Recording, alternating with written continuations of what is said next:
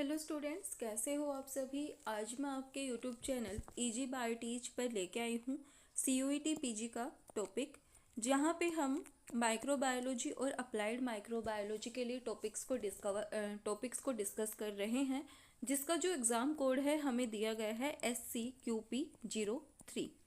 यहाँ पे हमने कुछ टॉपिक्स पहले डिस्कस किए हैं एंड आज का जो हमारा टॉपिक है वो है फूड बोर्न डिजीज़ का नेक्स्ट पार्ट।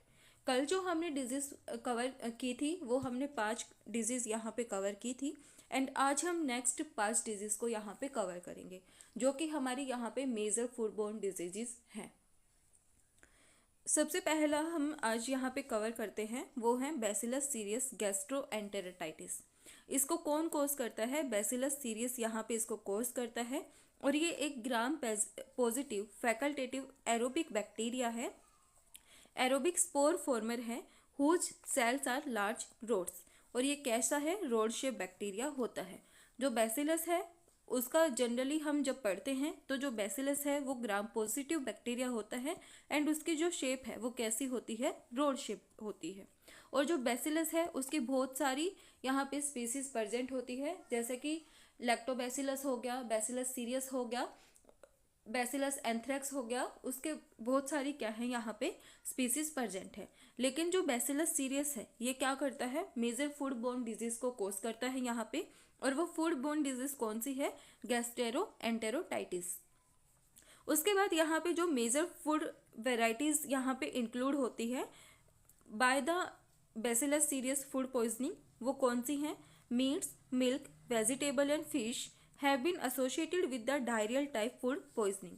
जो बैसिलस सीरियस है वो 2 टाइप के यहाँ पे फूड पॉइजनिंग को कोज करता है, एक है वोमिटिंग टाइप इलनेस और एक है यहाँ पे डायरियल टाइप। तो यहाँ पे जो फूड एसोसिएटेड होते हैं डायरियल टाइप फूड पॉइजनिंग के, वो कौन से हैं? मीट हो गया, मिल्क हो गया, वेजिटेबल और फिशेज यहाँ पे क्या है? मेजर फूड वेराइटीज हैं। उसके बाद हम देखते हैं बैसिलस सीरियस गैस्ट्रोएंटेरिटाइटिस के टॉक्सिन, डिजीज एंड सिम्टम्स। जो क्या होता है यहाँ पे हमें बोला गया है जो बैसिलस सीरियस फूड पॉइजनिंग है वो 2 टाइप की यहाँ पे होती है, डायरियल टाइप इलनेस और वोमेटिक टाइप इलनेस। यहाँ पे क्या किया जाता है? ये लार्ज मोलिकुलर वेट प्रोटीन्स के द्वारा क्या की जाती है? कोज की जाती है। और यहाँ पे ये कोज की जाती है by a low molecular weight heat stable peptide के थ्रू। और यहाँ पे जो इसके जो अदर सिम्टम्स हैं वो एब्डोमिनल क्रैम्प्स और डायरिया को भी यहाँ पे रखा गया है एज ए सिम्टम। उसके बाद यहाँ पे आइडेंटिफिकेशन मेथड दिया गया है। यहाँ पे हम क्या करते हैं? Bacillus cereus can be enumerated by surface plating on a mannitol. Egg yolk agar medium को हम यहाँ पे यूज़ करते हैं with polymyxin B as the selective medium. यहाँ पे जो आइडेंटिफिकेशन मेथड है, यहाँ से क्वेश्चन पूछा जा सकता है कि किस बैक्टीरिया के लिए हम जो एग योग आकार मीडियम है with polymyxin B as a selective medium use करते हैं। तो वहाँ पे हमें क्या आंसर करना है? जो बैसिलस सीरियस है उसके आइडेंटिफिकेशन मेथड के लिए हम इसको यूज़ करते हैं। अगर जो कॉलोनीज हैं वो किससे सराउंड हो? प्रेसिपिटेशन से, तो वो किसका रिजल्ट होता है? Lecithinase are indicative of Bacillus cereus. तो उससे हमें क्या पता चलता है कि यहाँ पे कौन सा बैक्टीरिया प्रेजेंट है? वो है हमारा बैसिलस सीरियस। नेक्स्ट हमारे यहाँ पे आता है यर्शीनिया एंटेरोकोलिटिका एंड गैस्ट्रोएंटेरिटाइटिस। यहाँ पे जो फूड बोर्न डिजीज है वो सबसे पहले कहाँ कंफर्म हुई थी? यूनाइटेड स्टेट ऑफ अमेरिका के अंदर हुई थी 1976 में। यहाँ पे क्या हुआ? जो large number of school childrens हैं उन्होंने चॉकलेट मिल्क को क्या किया? कंजप्शन किया। जब उन्होंने उसका कंजप्शन किया तो जो चॉकलेट मिल्क था वो क्या था? कॉन्टामिनेटेड था। किससे? यर्शीनिया एंटेरोकोलिटिका से। उससे उनमें क्या हो गई? यर्शीनियोसिस नाम की डिजीज हो गई थी। is one of the most common form of gastroenteritis। Denmark के अंदर जो फूड बोर्न यर्शीनियोसिस है वो क्या है? One of the most common form है गैस्ट्रोएंटेरिटाइटिस की। उसके बाद हम इसकी जो यर्शीनिया एंटेरोकोलिटिका है उसकी बायोलॉजी को जब हम देखते हैं तो ये कैसा होता है? साइक्रोट्रोपिक स्मॉल रोड शेप होता है, नॉन स्पोर फॉर्मिंग होता है, मोटाइल बैक्टीरिया होता है और facultative anaerobic gram negative bacteria है। फैकल्टेटिव एनारोबिक यानी कि ये इधर इन द प्रेजेंस और एब्सेंस ऑफ ऑक्सीजन दोनों के अंदर ये क्या कर सकता है, ग्रो कर सकता है। उसके बाद साइक्लोट्रोपिक यानी कि ये मतलब कम टेम्परेचर के ऊपर, लो टेम्परेचर के ऊपर भी ये क्या कर जाता है, ग्रो कर जाता है। जो स्टेन है यर्शीनिया एंटेरोकोलिटिका का, वो कहाँ पे प्रेजेंट होता है, वो मीट, ऑयस्टर, फिश और रो मिल्क के अंदर क्या पाया जाता है, इसका स्टेन पाया जाता है। जो स्टेन है वो ग्रो करता है 0 to 44 डिग्री सेल्सियस टेम्परेचर के बीच में और 5% NaCl, और जो pH है वो 4.6 से क्या होनी चाहिए, अबो होनी चाहिए। तो जो यर्शीनिया का जो स्टेन है वो क्या कर जाता है, इजीली ग्रो कर जाता है। उसके बाद हम इसके देखते हैं टॉक्सिन, डिजीजेस एंड सिम्टम्स। यहाँ पे क्या होता है, जो यर्शीनिया है वो कौन सी डिजीज कोज करता है, यर्शीनिया एंटेरोकोलिटिका को कोज करता है। जो यंग चिल्ड्रंस हैं वो क्या होते हैं, ज़्यादा इन्फेक्टेड होते हैं to food borne yersiniosis. Yersinia infection mimic appendicitis, but the bacteria may also cause infection of other sites such as wounds, joints and the urinary tract. जो बैक्टीरिया है वो अदर जो बॉडी ऑर्गन्स हैं, body sides हैं, वहाँ पे भी क्या कर सकता है, इन्फेक्शन को कॉज कर सकता है। एंड इसकी जो इन्फेक्टिव डोज है वो क्या है, यहाँ पे अननोन है। उसके बाद जो सिम्टम्स हैं वो हैं यहाँ पे diarrhoea, vomiting, fever, abdominal pain are the hallmark symptoms of Yersinia enterocolitica. ये क्या है, इसके सिम्टम्स हैं। उसके बाद आइडेंटिफिकेशन मेथड में यहाँ पे रखा गया है, यहाँ पे जो आइडेंटिफिकेशन मेथड है इसको हम क्या कर लेते हैं, ईजी से परफॉर्म कर लेते हैं। But in some instances cold enrichment में बी रिक्वायर्ड, लेकिन कुछ ही केसेस में क्या होता है, यहाँ पे कोल्ड इनरिचमेंट की रिक्वायरमेंट होती है। जो यर्शीनिया एंटेरोकोलिटिका है उसको हम 36 से 48 आवर्स तक क्या कर लेते हैं, आइडेंटिफाई कर लेते हैं। एंड जो कंफर्मेशन है वो 14 से 21 डेज या इससे ज़्यादा में हमें क्या मिलती है, इसकी कंफर्मेशन मिलती है। जो इसकी डिटर्मिनेशन है वो क्या है, बहुत ज़्यादा कॉम्प्लेक्स है। उसके बाद हम देखते हैं लिस्टेरियोसिस बाय लिस्टेरियो मोनोसाइटोजेनेसिस। यहाँ पे जो लिस्टेरिया मोनोसाइटोजेनेसिस है वो क्या करता है, लिस्टेरियोसिस को कॉज करता है ह्यूमंस के अंदर। उसके बाद यहाँ पे उसके सीरोवार्स प्रेजेंट होते हैं, जैसे कि 1:2A, 2B, 2C, 3A, 3B, 3C and 4B, ये इसके क्या हैं, सीरोवार्स हैं। जो लिस्टेरिया मोनोसाइटोजेंस हैं ये क्या है, gram positive, psychrotrophic, facultative, non sporulating, motile, small rod shape bacteria है। एंड यहाँ पे ये क्या करता है, quite hardy and resist the deleterious effect on freezing, drying and heat remarkably well for a bacterium that does not form spores. यहाँ पे जो इसके एसोसिएटेड फूड हैं, मतलब यहाँ पे ये जो कंटामिनेशन करता है वो किसके थ्रू होती है, इसके जो सोर्सेज हैं वो है रो मिल्क, पास्चराइज्ड फ्लूइड मिल्क, चीज़, रो वेजिटेबल्स, आइसक्रीम्स, इनके थ्रू ये क्या करता है, जो कंटामिनेशन है उसको स्प्रेड करता है। यहाँ पे इसकी एबिलिटी है, ये ग्रो कर जाता है लो टेम्परेचर में, 3 डिग्री सेल्सियस पे भी ये क्या कर जाता है, ग्रो कर जाता है। उसके बाद हम देखते हैं टॉक्सिन्स, डिजीज एंड सिम्टम्स। यहाँ पे लिस्टेरिया मोनोसाइटोजेंस है, ये क्या कोज करता है, लिस्टोरियसिस को कोज करता है। जो इन्फेक्टिव डोज है इसकी वो क्या है, यहाँ पे अननोन है। एंड ये क्या करता है, वेरी करता है with the strain and susceptibility of the victim. उसके बाद जो सेंसिटिव ग्रुप है, मतलब जिनको ये बहुत जल्दी क्या कर देता है, कॉन्टामिनेट कर देता है, वो कौन से हैं, pregnant women, unborn foetus, infants, elderly people, immunocompromised people, इनको ये क्या करता है, जल्दी से इन्फेक्शन करता है। अब यहाँ पे क्या होता है, manifestation of listeriosis include septicaemia, meningitis, encephalitis, intra uterine और cervical infection in pregnant women which में result in spontaneous abortion of और स्टिल बर्थ। यहाँ पे क्या होता है, जब ये प्रेग्नेंट वुमेन्स के अंदर इन्फेक्शन करता है तो जो वुमेन्स हैं उनके अंदर यहाँ पे क्या भी या तो जो बेबी है उसका बर्थ जल्दी हो जाता है या फिर यहाँ पे अबॉर्शन कराने तक का भी नौबत आ जाती है। तो मतलब ये जो डिजीज करता है, जो इन्फेक्शन फैलाता है, वो बहुत ज़्यादा क्या होता है, डेंजरस होता है।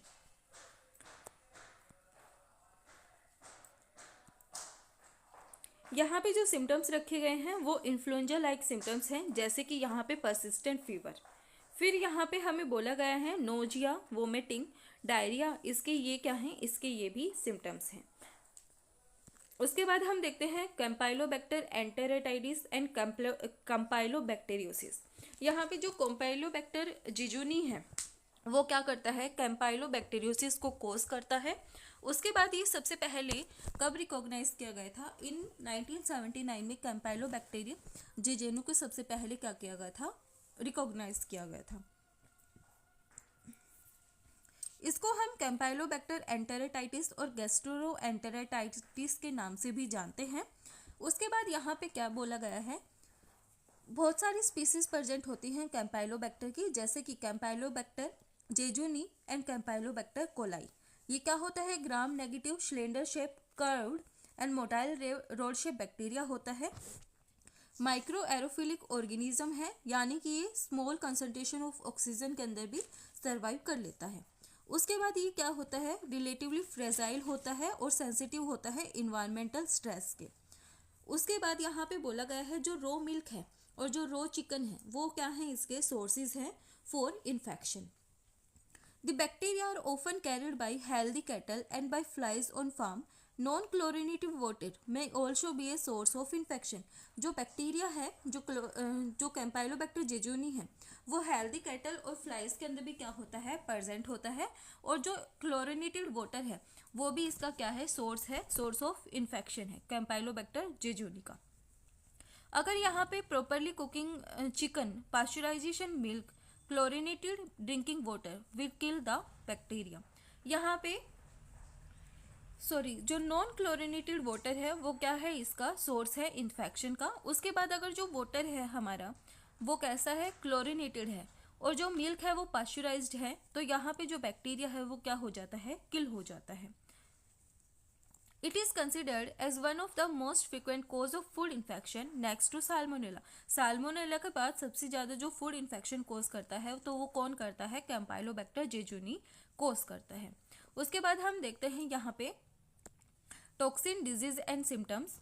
ये क्या करता है, प्रोड्यूस करता है थर्मोलेबाइल एंटेरोटॉक्सिन्स को that cross react with cholera toxin, जो कि किसके साथ क्रॉस रिएक्ट करता है, कोलेरा टॉक्सिन के साथ। जो इन्फेक्टिव डोज है कैम्पाइलोबैक्टीरियम जेजुनी की वो 400 से 500 बैक्टीरिया तक होती है।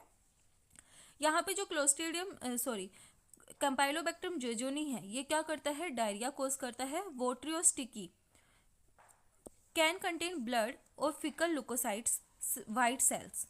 यहाँ पे क्या होता है, अदर सिम्टम्स में यहाँ पे फीवर कोज करता है, एब्डोमिनल पेन, नोजिया, हेडेक और मस्कुलर पेन को कोज करता है। उसके बाद यहाँ पे जो आइडेंटिफिकेशन मेथड है, यहाँ पे identification method require an enrichment broth containing antibiotics, special antibiotic containing plates and A micro aerophilic atmosphere, generally a microaerophilic atmosphere with 5% oxygen and an elevated concentration of carbon dioxide. Isolation can take several days to a week. यहाँ पे हमें enrichment broth containing antibiotics को लेना होता है, antibiotic containing plates को हम लेते हैं और माइक्रो एरोफिलिक एटमॉस्फेयर को लेते हैं और कार्बन डाइऑक्साइड को। उसके बाद यहाँ पे हम क्या करते हैं, आइसोलेशन करते हैं। तो जो आइसोलेशन है उसमें कुछ दिन से लेके कुछ वीक तक का टाइम यहाँ पे लग जाता है। नेक्स्ट हमारा जो बैक्टीरिया है वो है विब्रियो स्पीसीज। यहाँ पे 2 स्पीसीज हैं विब्रियो की, जो कि फूड बोर्न पैथोजेनेसिस यहाँ पे कोज करता है। तो सबसे पहला है विब्रियो पैराहीमेटोलिटिकस गैस्ट्रोएंटेरेटाइटिस। ये क्या है, जो गैस्ट्रोएंटेरेटाइटिस है उसको विब्रियो पैराहीमोलिटिकस कोज करता है और ये क्वाइट कॉमन है जापान के अंदर।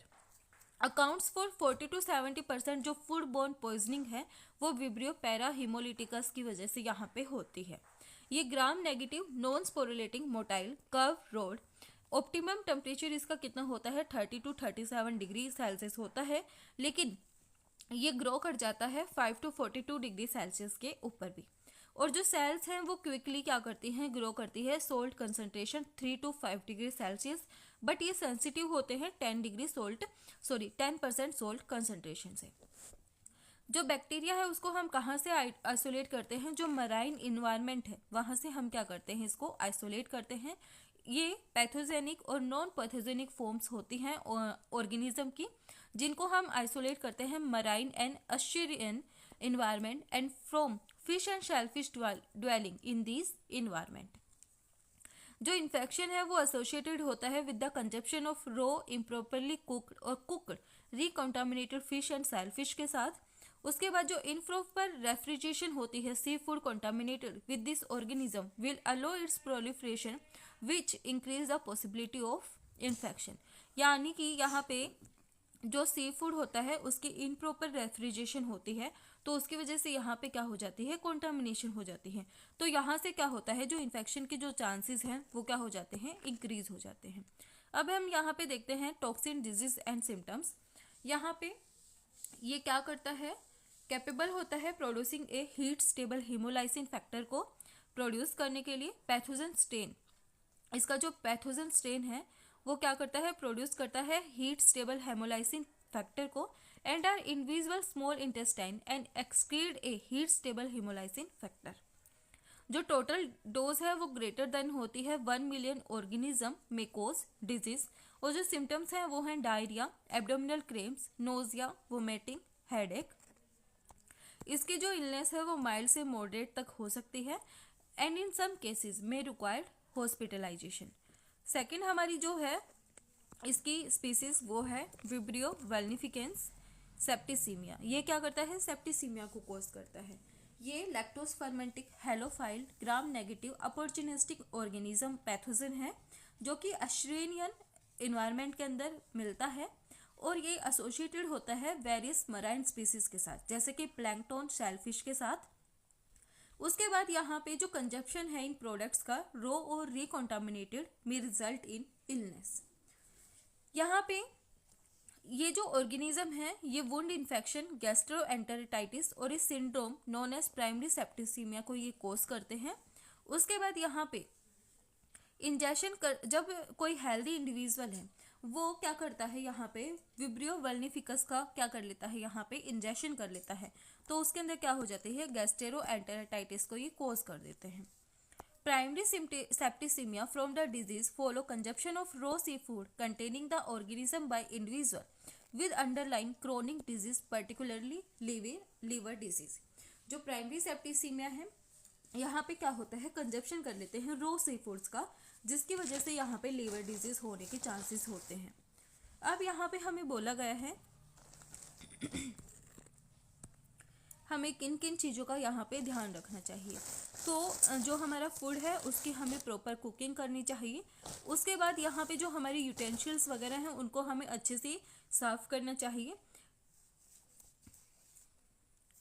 यूज़ करना चाहिए केमिकल एजेंट्स का in preventing the growth of micro organism and proper sanitary measures का हमें यहाँ पे यूज़ करना चाहिए। अवॉइड करनी चाहिए chance of recontamination of food and यहाँ पे पर्सनल हाइजीन्स, जैसे जो food handler should not have any open cut and wounds, मतलब उनके हाथ में कोई भी कट या बाउंड नहीं होने चाहिए। उनको अपनी पर्सनल हाइजीन का ध्यान रखना चाहिए। प्रॉपर सैनिटेशन कंडीशंस का यहाँ पे मेंटेन करके रखना चाहिए and use of proper storage condition, जो स्टोरेज कंडीशन है उनका यहाँ पे प्रॉपरली यूज़ करना चाहिए। तो ये थी हमारे यहाँ पे माइक्रोबियल फूड बोर्न डिजीजेस, जो कि हमने यहाँ पे CUET PG माइक्रोबायोलॉजी और अप्लाइड माइक्रोबायोलॉजी के लिए यहाँ पे हमने टॉपिक कवर किया है। वीडियो पसंद आए तो लाइक, शेयर एंड सब्सक्राइब जरूर करना। Thank you.